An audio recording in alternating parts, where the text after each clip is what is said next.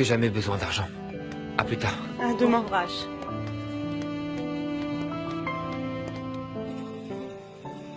Je voudrais te demander une dernière faveur avant qu'on parte.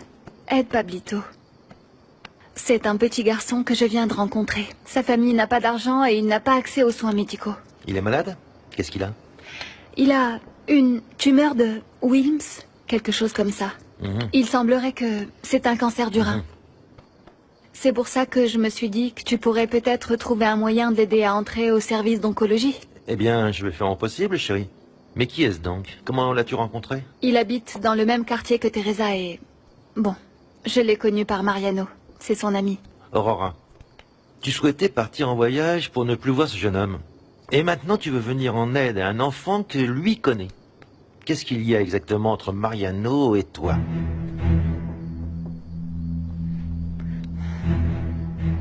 La pauvre Esperanza est déprimée. Tu sais, c'est vraiment grave ce qu'il a, Pablito. Et le traitement dont il a besoin pourrait s'élever à plus de 200 000 pesos. Qu'est-ce qu'ils vont faire? Dis plutôt ce qu'on va tous devoir faire dans le quartier. C'est notre problème à tous. Tu sais, Rosita est morte parce qu'on ne savait pas qu'elle était malade. Mais dans le cas de Pablito, qui ne tente rien n'a rien.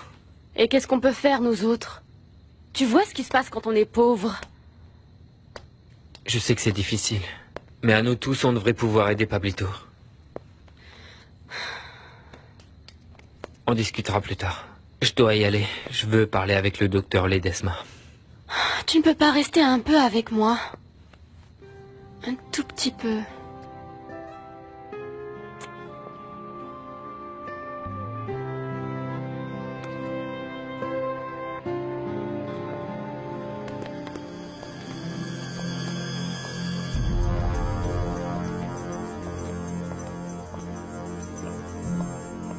Toi, je t'ai dit que je voulais te revoir, mec. Paolo, qu'est-ce que tu fais ici? Je suis venu faire connaissance avec ton chauffeur de taxi. Ou plutôt, le coursier du père d'Aïda. Qu'est-ce que tu viens foutre ici, hein? Dis-moi où je te viens un coup de pied dans le cul. Ah ouais? Non, Vous êtes combien? Les gars? Parce que je suis pas tout seul, moi. Chut. Quoi?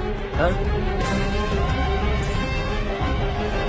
Va jouer ailleurs avec tes potes. Paolo, dis à tes petits copains de sortir de ma maison. Et si tu veux parler avec Mariano, vas-y, je t'en prie. Mais fais-le comme un homme. C'est avec toi que je veux discuter.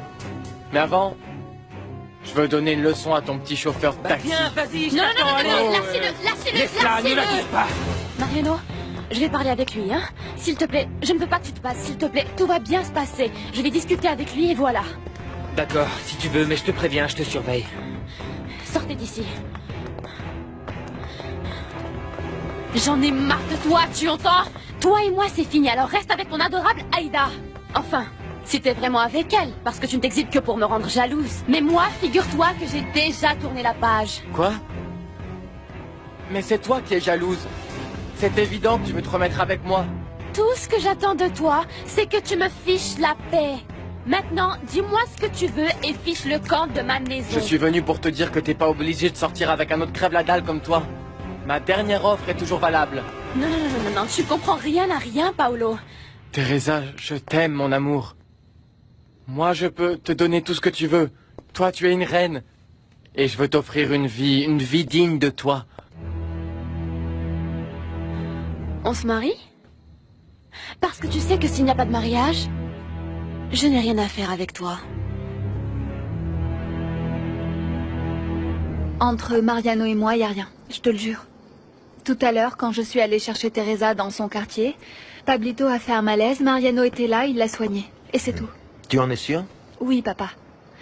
D'ailleurs, le médecin qui traite cet enfant, c'est ton ami. C'est le docteur Ledesma. Ah, Hernan. Oui. C'est pour ça que je voudrais que tu lui parles.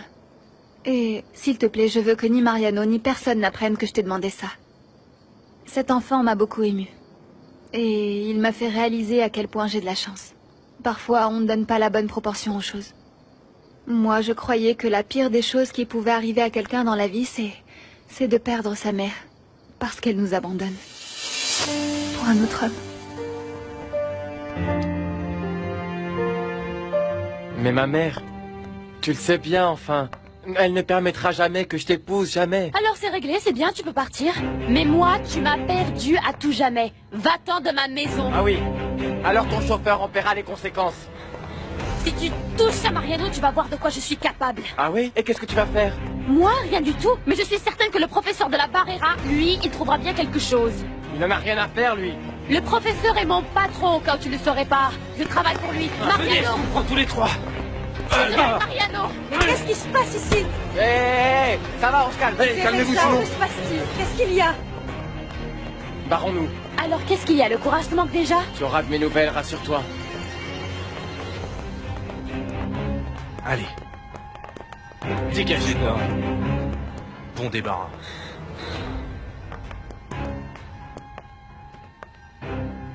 Aurora, bon sang. Pour moi, ta mère est morte. Depuis de nombreuses années. Oui, mais tout ça est faux, papa. On sait tous les deux que ma mère est bien vivante quelque part dans le monde et qu'elle vit avec un autre homme. Et qui sait une autre famille. Elle a peut-être d'autres enfants qui sont mes demi-frères et que je n'aurai jamais l'occasion de rencontrer, papa. Mais heureusement. Le mieux qu'il puisse nous arriver dans la vie, c'est de ne plus rien savoir d'elle. Peut-être, mais ça ne m'empêche pas de me demander ce que fait ma mère. Où elle vit. Si elle se souvient de moi. Tu ne te poses pas ces questions, papa? Jamais. Et tu devrais la considérer comme morte, toi aussi. Je sais, c'est difficile, mais ça ne dépend que de toi. Je comprends que tu aies beaucoup souffert. Que ce soit toujours douloureux, ne serait-ce que d'entendre son nom. Non, parce que cette femme ne peut plus me faire de mal. Et ça, je le dis pour toi. Parce que tu te fais du mal à te poser des questions pour lesquelles tu n'auras jamais de réponse. À commencer par pourquoi. Mais je me la suis posée 1000 fois, cette question. Pourquoi? Pourquoi elle nous a abandonnés? Pour quelle raison? Là, tu vois. Chérie, je veux t'éviter cette souffrance. Je crois que ma maman ne m'aimait pas. Mais au moins tu m'aimes, moi. Et je t'aime pour deux.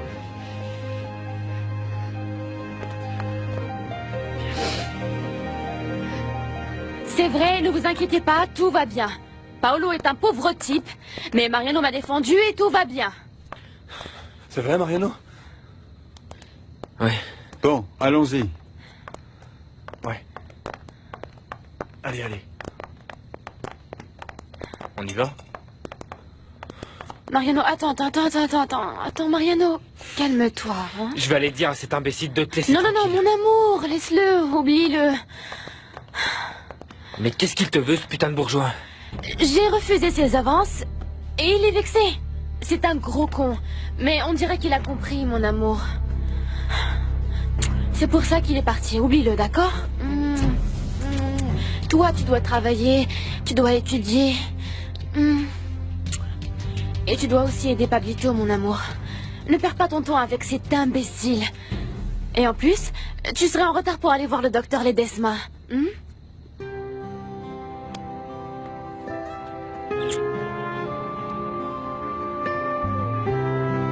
Chérie. Ce qui me met le plus en colère, c'est le mal que t'a fait ta mère. Depuis qu'elle est partie, tu as toujours eu peur des gens, que les gens te quittent. Et c'est peut-être pour ça que tu n'oses pas sortir avec ce garçon, Mariano. Non. Non, c'est pas pour ça, papa. Je te le jure. Oui, permets-moi d'en douter. C'est d'un geste d'une grande noblesse de ta part de te sacrifier au profit de Teresa, mais... Papa, je fais ce qui convient. C'est ce que tu m'as enseigné. Je sais. Mais je ne cesse de me demander si tu aurais fait la même chose. T'effacer au profit de Teresa. Dis-moi, si ça n'avait pas été elle, tu aurais eu une relation sérieuse avec ce jeune homme? Inutile de parler de ce qui ne va pas se passer. Bon, ok, mec, vas-y, on y va. Merci, les mecs. Mais ici, on est sur le territoire de Staré. Non, non, non. La prochaine fois, on lui défonce la tronche. On le préviendrai, défonce. pas de souci. Allez. Allez, salut.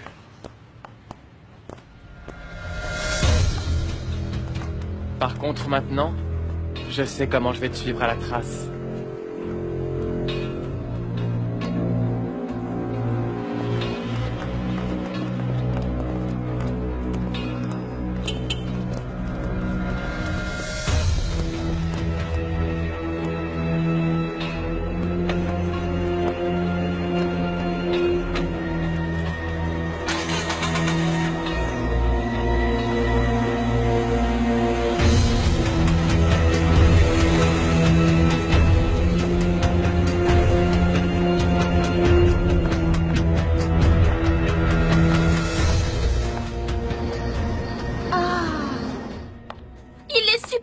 mais il n'est pas encore venu me chercher pour aller au Mais concert. comment as-tu pu laisser sortir Paolo? Comment? Si je suis partie, c'était pour te laisser un moment d'intimité avec lui. Non, non. Et le pire, c'est que j'ai fait la bêtise de lui annoncer l'autre fois que Teresa sortait avec un autre homme. C'est peut-être pour ça qu'il est parti, parce qu'il pense encore à elle. Aïda, tu dois absolument éviter de la mentionner. Je t'ai invité à venir avec nous à Acapulco, pour que Paolo se distrait et qu'il oublie cette fille qui ne lui convient pas. Je sais, je sais. Je suis vraiment qu'une pauvre idiote. Ça pourra se résoudre à Acapulco. Loin d'ici, dans une autre ambiance, seul, à vous amuser. Tu feras comme tu veux du moment qu'il ne retourne pas avec cette arriviste de Teresa. Je vais essayer. Tu devras t'efforcer de le séduire, Aïda. Tu sais que je t'aime beaucoup, mais tu dois y mettre du tien si tu veux le conquérir. Oh, je suis prête à tout, Genoveva, mais vous devez me comprendre. Il y a certaines choses qui me font de la peine pour vous. Tu sais, la vie, il faut en profiter. Et dans ce monde, les seuls qui réussissent à obtenir tout ce qu'ils veulent, ce sont les plus audacieux. Nous qui osons faire ce qui fait peur à beaucoup d'autres. Vous m'avez remonté le moral. À Acapulco, vous savez, tout peut arriver. Pablito, on a déjà donné tes analyses au docteur Ledesma. Ça veut dire que je vais pouvoir sortir, aller jouer dehors et tout? Eh bien, ça ne va pas être aussi rapide que nous, on l'aurait voulu. Disons que ça va être un peu retardé. Tu dois être patient, tu sais. Regarde avec mon bras. Alors en fait, je vais pas aller à l'école? Non, mon amour. Tu vas rester ici, que je te soigne et que je m'occupe de toi toute la journée. Je vais pas aller à l'école. Ouais, je vais pas aller à l'école. Je ne sais pas du tout comment, mais il faut trouver le moyen d'aider Nachita. Parce que dans ce quartier, on est comme une famille, et dans une famille, on s'aide tous les uns les autres. Tu te souviens de l'augmentation que m'a promis le patron à l'atelier? À la fin du mois, il commence à me payer plus. Ah. On peut vivre comme si je n'avais pas été augmenté et que cet argent soit pour Pablito. Ah, c'est pour ça que je t'aime, Armando. Tu es si généreux. Je vais parler avec mes clients pour voir s'ils ne peuvent pas me payer plus. Et cet argent sera aussi pour Pablito.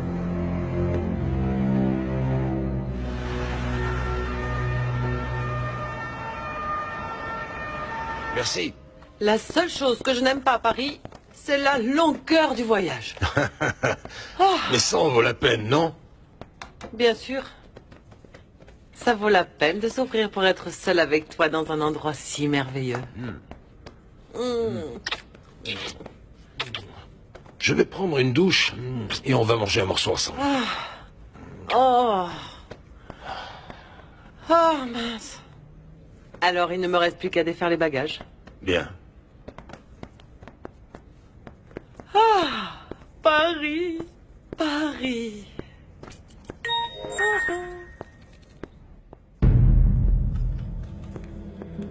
Ruben.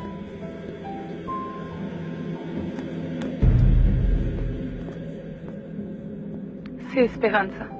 Je sais que tu es au bout du monde, mais je dois te parler de toute urgence. Je t'en supplie, mon amour. Appelle-moi.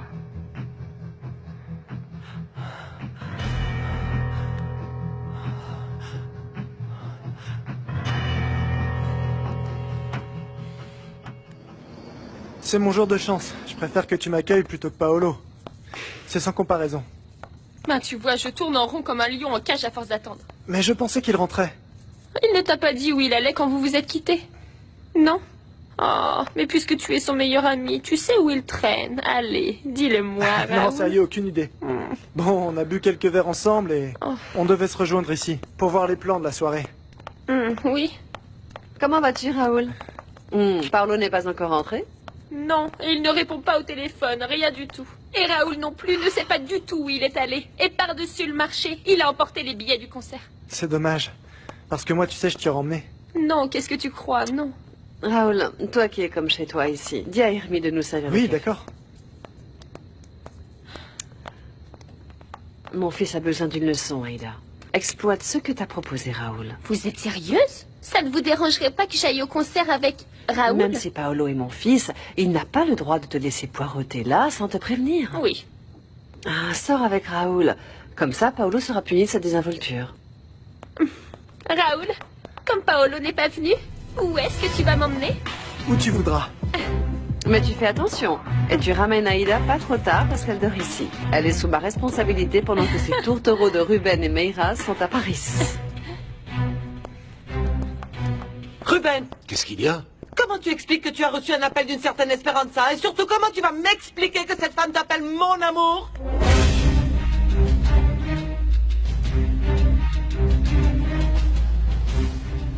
Alors, le renard est apparu. Bonjour à tous, dit le renard. Et ensuite, c'est l'heure de dormir. Ah. Où il est, Hugo? Hugo est en train de parler avec nos parents. Ils discutent ta maladie et de comment on va te soigner. Oui, je sais bien que je n'ai plus le droit de jouer à la bagarre et faire mes super prises de catch. Et ni jouer à plein d'autres choses, d'ailleurs. Mais avec l'aide de Dieu, des docteurs, des amis et de nous tous, tu verras que très bientôt tu pourras courir et que tu nous feras faire des cheveux blancs encore. Mais ce qui est vraiment super, c'est que je ne vais pas être obligée d'aller à l'école. Mais ne crois pas que ça va t'empêcher d'étudier. Hugo et moi, on va te donner des exercices. Pourquoi? Hugo est bien plus nul que moi. Ah, lui, oui, mais moi non. Quand je rentrerai à la maison, je te ferai faire des opérations et je t'apporterai des livres à lire. Je vais t'apprendre tout ce que je sais. Non, non, s'il te plaît, non.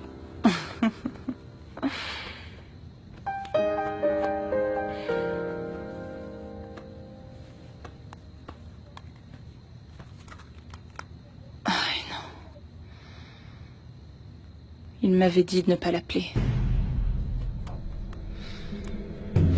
Ruben, appelle-moi s'il te plaît.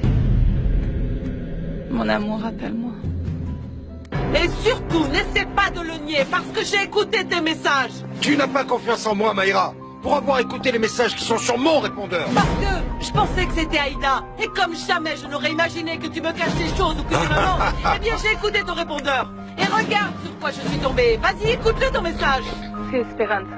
Je sais que tu es au bout du monde, mais je dois te parler de toute urgence. Je t'en supplie, mon amour. Appelle-moi. Cette Esperanza, je la connais pas. Tu sais, toi qui elle appelle son amour. Et toi, ça y est, tu m'accuses presque d'être infidèle. À quel moment a-t-elle dit mon nom? Tu l'as entendu prononcer mon nom, hein? Et il est évident que cette femme s'est trompée, ou qu'elle est un mauvais numéro. Mais toi, tu me juges tout de suite, et tu m'accuses. Je ne sais pas de quoi. Attends, comment elle sait que tu es en Europe, hein? Comment elle le sait? Pourquoi est-ce qu'elle dit que tu es au bout du monde? Dis-moi la vérité. Dis-moi si tu me trompes avec une autre femme.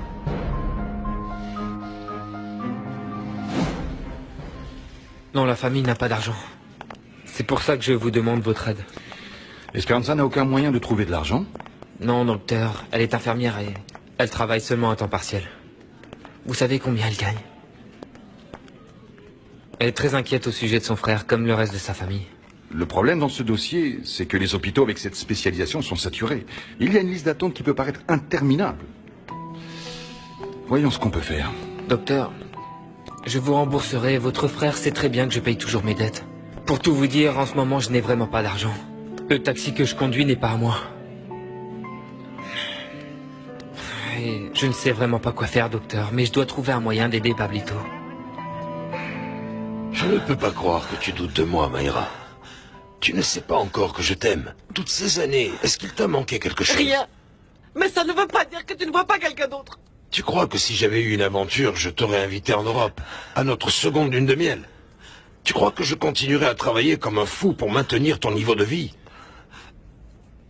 Ah bon? Enfin, je vois que tu préfères accorder de l'importance à l'appel de je ne sais pas qui, plutôt qu'aux preuves d'amour que je te donne constamment. Non, ne pars pas. Pourquoi? Si tu ne me crois pas. Pardonne-moi, Ruben. Pardon. Mais j'ai ressenti une jalousie épouvantable. La prochaine fois, j'espère que tu réfléchiras un peu plus. Et tu sais, moi je n'aime que toi, hein? Tu es ma femme. Et je veux que tu le restes jusqu'à la fin de ma vie. Je t'aime. Ne t'inquiète pas.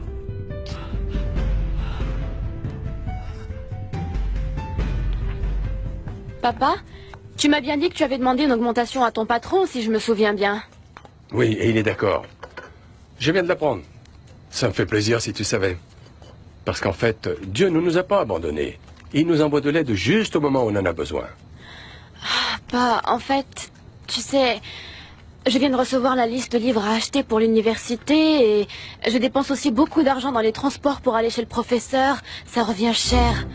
Ah, et en plus, il y a beaucoup de gens importants qui viennent voir le professeur de la Barrera. Et à ces occasions, il me présente comme son assistant. C'est bien, ma grande. Oui, oui.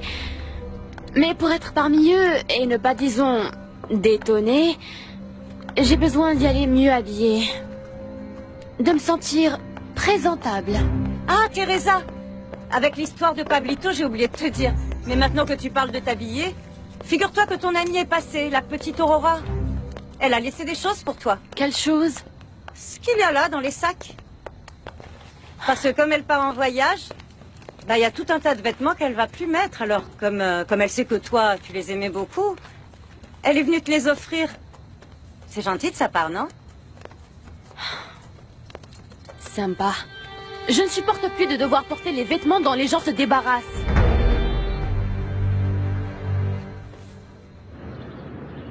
Arturo? Tu m'as dit que tu m'appellerais pour dîner il y a au moins 1 heure. Pardonne-moi, je n'ai pas vu le temps passer. Je lisais des commentaires que Teresa a fait sur mon livre. Teresa a vraiment eu le courage de commenter ton livre? Ah, en effet. Et ses remarques sont très intéressantes. Elle a toujours eu des réponses pertinentes. Et là, avec mon livre, elle continue à me surprendre. Tu sais, il m'arrive la même chose avec elle. Qu'est-ce que tu as, Arturo? Tu as un problème? Non. Je pensais à Teresa. Ah oui? Oui, enfin. Je pensais à l'étrangeté de la vie. C'est une jeune fille très intelligente, vivant dans des circonstances très difficiles. Elle est si désavantagée. Je suis d'accord. Et si au début je m'y suis opposée, maintenant je te félicite pour l'aide que tu lui apportes. C'est vrai, Teresa, elle est non seulement très jolie, mais elle est aussi intelligente, sensible. Oui. Oui, c'est vrai. Teresa est extraordinaire. Je l'ai toujours su. Mais maintenant, je pense que de la voir à mes côtés tous les jours... Quoi? Que se passe-t-il, Arturo? Eh bien, maintenant qu'elle n'est plus à l'université, elle n'a pas de problème d'emploi du temps, mais ensuite je devrais être plus flexible avec ses horaires. Bon, vous en parlerez quand elle commencera les cours. Garde le plateau. Mange tout, compris? Bonne nuit. Merci.